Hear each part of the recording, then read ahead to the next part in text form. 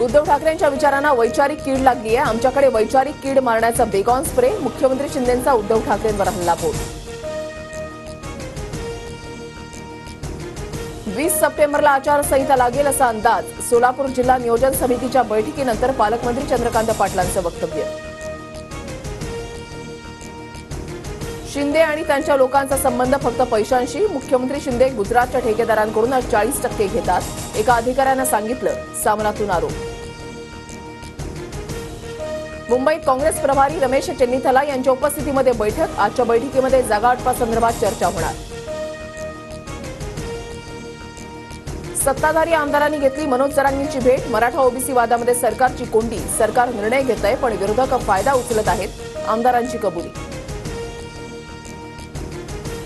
विरोधक विरोधात असतील तर सत्ताधारी का आरक्षण देत नाहीत? जरांगेंच्या प्रश्नावर सत्ताधारी आमदार निरुत्तरी। मी कोणत्याही ढेकणाला आव्हान देत नाही। तुझ्या नादाला लागण्याएवढी तुझी कुवत नाही। उद्धव ठाकरेंचं नाव न घेता फडणवीसांवर निशाणा।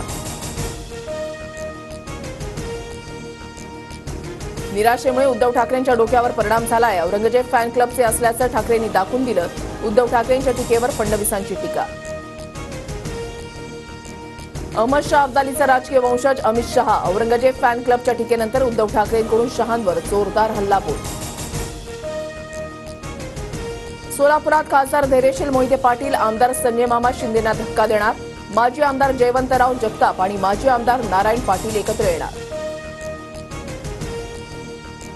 पोलिसांच्या माहितीनुसार पूजा खेडकर भारतातच। पूजानं सादर केलेल्या कागदपत्राबद्दलची माहिती मिळताच पोलीस चौकशीसाठी बोलावणार, सूत्रांची माहिती।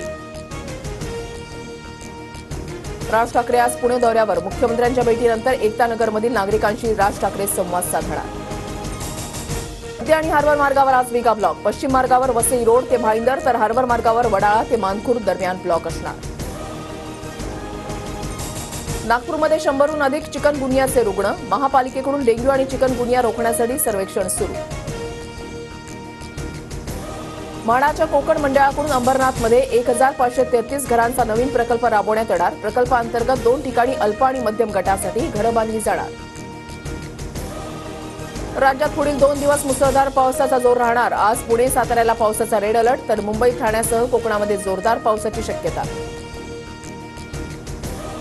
पुण्यातील खडकवासला धरणातून पाण्याचा विसर्ग वाढवला। भिडे पूल पाण्याखाली तर साताऱ्यातील कोयना धरणातून पाण्याचा विसर्ग सुरू। नदीकाठच्या गावांना सतर्कतेचा इशारा। पॅरिस ऑलिम्पिकमध्ये आज भारतीय पुरुष हॉकी संघाचा क्वार्टर फायनल सामना।